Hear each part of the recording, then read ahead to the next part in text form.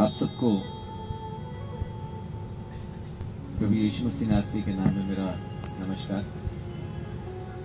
मंच पर मौजूद सब गुरुजनों को मेरा सादर प्रणाम। खासतौर से गुरु जी, आपको मेरा प्रणाम। आप जो ये बड़ा काम कर रहे हैं, जो लोगों की समझ के बाहर है,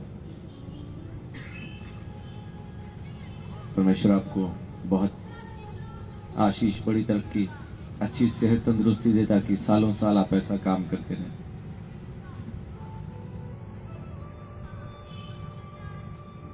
ये सभा जिन दिनों में होती है, उन्हीं दिनों में हमारा भी एक जो बड़ा फंक्शन होता है, जिसको हम क्रिसमस कहते हैं, वो भी इन्हीं दिनों में होता है।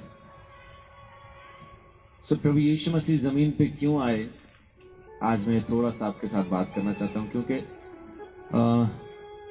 जब हम धर्म की बात करना शुरू करते हैं तो फिर वो बंट जाता है। इंसान नहीं रहता, बल्कि वो हिंदू हो जाता है, मुसलमान हो जाता है, सिख हो जाता है, ईसाई हो जाता है। वो इंसान बना नहीं रहता। और इसी वजह से ये नफरतें, ये दूरियां, ये सब कुछ इसी वजह से, क्योंकि इंसान नहीं रह गया, हिंदू, मुसलमान, सिख, ईसाई बन गया। अभी हम आ रहे थे तो रास्ते में ट्रैफिक पुलिस लोगों को रोक रोक के चालान कर रही थी। अगर कोई चालान होता है तो उसका जुर्माना जरूरी है।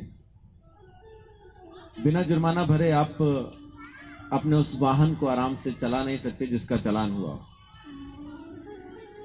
बिल्कुल ऐसा ही हमने भी परमेश्वर के खिलाफ कानून तोड़े हैं, रोज तोड़ते हैं। हमारे खिलाफ भी चालान परमेश्वर के सामने मौजूद है। बिना दाम चुकाए आप वहां से आजाद नहीं हो पाए। कभी कभी हमें लगता है कि हमने कोई गुनाह नहीं किया, हमने कोई पाप नहीं किया, हमारा मन तो बहुत अच्छा है। एक रोज मैं भी ऐसा खड़ा था, पुलिस वाले कागज चेक कर रहे थे, तो एक भाई आया जल्दी से कि मुझे थोड़ा जल्दी है, मेरे पास तमाम कागजात मौजूद हैं, मुझे जाने दें, मेरे पास सब कुछ है। एएसआई साहब बड़े आराम से उसकी तरफ मुड़े और मुड़ के उसको कहते हैं कि तू बाइक पे है ना? वो बोलता हाँ जी मैं बाइक पे हूं। तो एएसआई साहब ने बोला मैं तेरा 72 चीजों के लिए चालान कर सकता हूं, जिसमें से एक चीज यह है कि तू स्लीपर पहन के बाइक नहीं चला सकता। मुझे भी पहली बार पता चला, शायद उसको भी पहली बार पता चला होगा। तो वो खामोश हो गया, चुपचाप खड़ा हो गया, क्योंकि उसको पता चल गया कि मेरा चालान हो सकता है। कभी कभी हम भी इसी वहम में जी रहे होते हैं कि मैंने कोई गुनाह नहीं किया, मेरा मन साफ है, मैं परमेश्वर के सामने सही हूं, लेकिन हमें पता ही नहीं कि स्लीपर पहन के चलाने से चालान कट जाता है। जाने में अनजाने में सुबह से शाम तक हम हर रोज कुछ ना कुछ ऐसा कर रहे हैं जो उसके सामने दंडनीय है, जो पाप है। और बाइबल हमें बताती है कि हर एक पाप का जो दंड है वो मौत है। मौत का मतलब मर जाना नहीं है, मौत का मतलब है अलग होना। अक्सर झगड़ा हो जाता है तो कहते हैं तू मेरे लिए मर गया, मैं तेरे लिए मर गया। मरता वहां कोई नहीं, ये अलग हो जाते हैं। अलग होना ही मौत है। तो पाप का दंड मृत्यु है, मतलब कि वो परमेश्वर से हमेशा के लिए अलग हो जाएगा। उसका दाम चुकाने के लिए प्रभु यीशु मसीह जमीन पे आया। वो जो चालान हमारे खिलाफ कटे हुए हैं, जमीन पे रह के अगर हम अपने कर्मों से उसको निपटाना चाहें, तो श्रीमद् भगवत गीता में श्री कृष्ण कहते हैं परमेश्वर भले या बुरे काम स्वीकार ही नहीं करता। तो वो दाम खुद परमेश्वर का खून है, ये ऋग्वेद हमें बताता है। दैत्यारण्य का उपनिषद का 3रा श्लोक कहता है कि खून बहाए बगैर पापों से छुटकारा नहीं मिलेगा, लेकिन वो खून खुद परमेश्वर का होना चाहिए।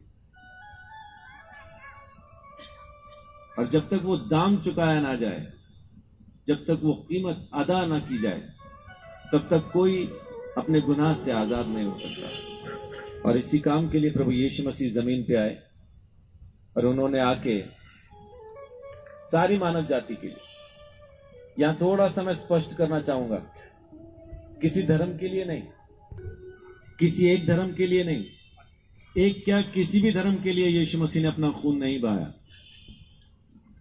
उसने इंसान के लिए अपना खून बहाया। जो कोई चाहता है कि मैं अपने दंड से आजाद हो जाऊं, अपने गुनाहों से छूट जाऊं, उस परमेश्वर ने एक मुक्तिदाता को जमीन पे भेजा। उसके लहू बहाने से सारी मानव जाति अपने पाप के दंड से आजाद हो गई। मेरे जैसे बहुत से आए, बहुत से आते रहेंगे जो मार्ग बताएंगे, ये मार्ग वो मार्ग, लेकिन यीशु मसीह ने कहा मार्ग मैं हूं। वो खुद परमेश्वर की तरफ से मार्ग बन के जमीन पे आया ताकि हम उसके द्वारा खरीदे जाएं और परमेश्वर की संतान बन जाएं। लेकिन हम लोग परमेश्वर को तलाशने की बजाय, क्योंकि अपन लोग थोड़ा सुस्त लोग हैं, हमें पकी पकाई चाहिए, परमेश्वर को तलाशना नहीं चाहते, बल्कि जो कुछ सामने आ जाए उसी को परमेश्वर मान के अपन आराम से पूजने के लिए तैयार है। क्यों? क्योंकि ये आसान है ना हमारे लिए। हमें परमेश्वर की तलाश नहीं है, हमें परमेश्वर की जरूरत है। जिस रोज आपको परमेश्वर की तलाश हो जाएगी, उस रोज वो आपको मिल जाएगा। अभी तक तो सिर्फ जरूरत है, मेरा ये काम हो जाए, मेरा वो काम हो जाए, ये चढ़ा देंगे, वो उतार लेंगे, उधर जाएंगे, ये कर लेंगे, ऐसा बहुत कुछ। यानी जरूरत के लिए हम परमेश्वर को याद कर रहे हैं, उसको याद करने के लिए याद नहीं कर रहे हैं। जिस रोज आप परमेश्वर को तलाशेंगे, जिस रोज आपका रिश्ता उससे हो जाएगा, उस रोज सब कुछ हो जाएगा। और वो धर्म में नहीं आएगा, मैं ईमानदारी से आपको बता रहा हूं, यहां आपको कहता हूं, उसके सामने ये प्रकट हो जाएगा कि किसी भी धर्म के लोग उसके सामने नहीं होंगे, ना हिंदू, ना मुसलमान, ना सिख, ना ईसाई। उसके सामने सिर्फ वो लोग होंगे जिन्होंने अपने पाप को स्वीकार कर, उस मुक्ति के दंड को, उस दाम को स्वीकार कर उस परमेश्वर के पास आने के लिए अपने आप को चुन लिया।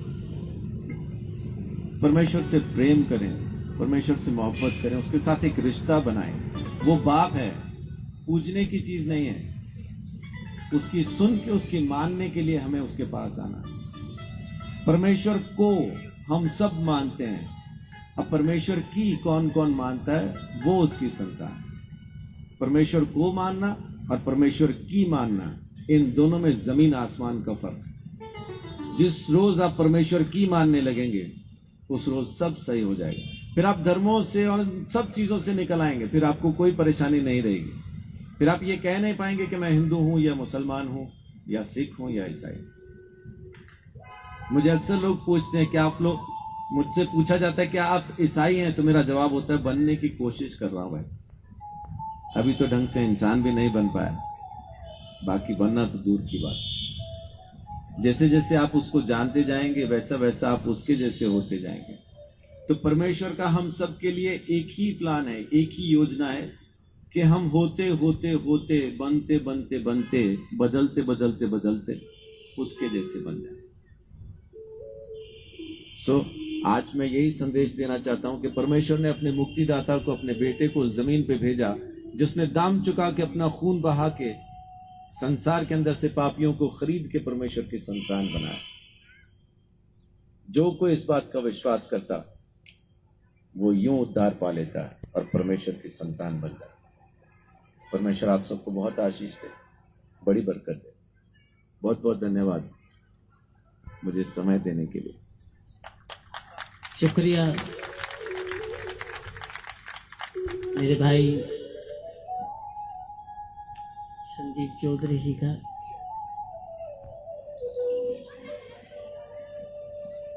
जो इस ईश्वर से जुड़े हैं, उनके शब्दों में कुछ ना कुछ जरूर ऐसा होता है कि जो हमें ईश्वर की नजदीकता प्रदान करता है।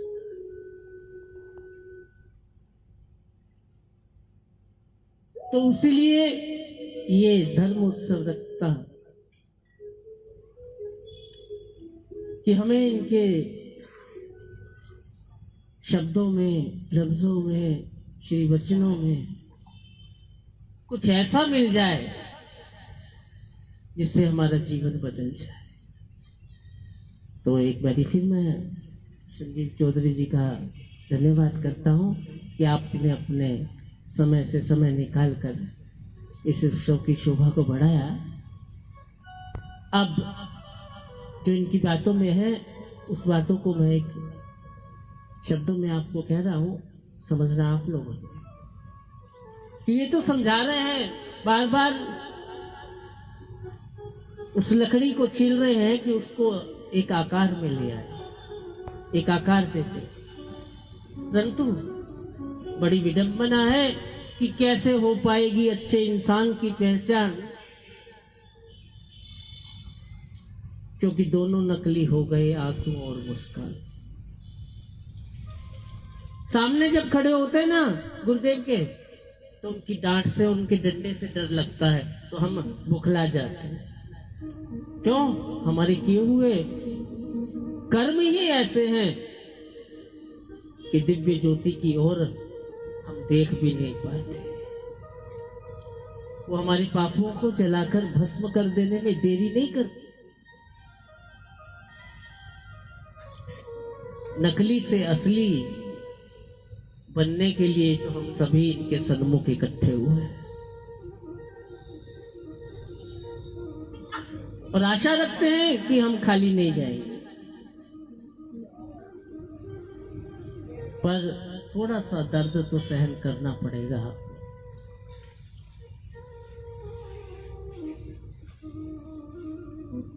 चलो ये तो बातें बहुत कुछ सुझाएंगे। अब मैं बहन